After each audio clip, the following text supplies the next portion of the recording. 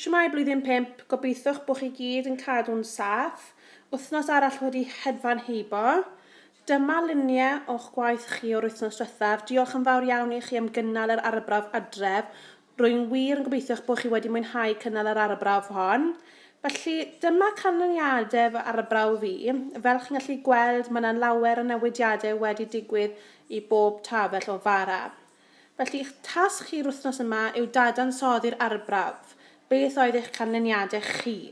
Felly yn gyntaf, dadansoddwch yr canlyniadau. Beth ydych chi'n ei weld o'ch canlyniadau? Beth sydd wedi digwydd i pob tafell y fara? Paragraffwch eich gwaith chi a plis cybylhewch y gwaith trwy gyfrwng y Gymraeg os gwelwch yn dda.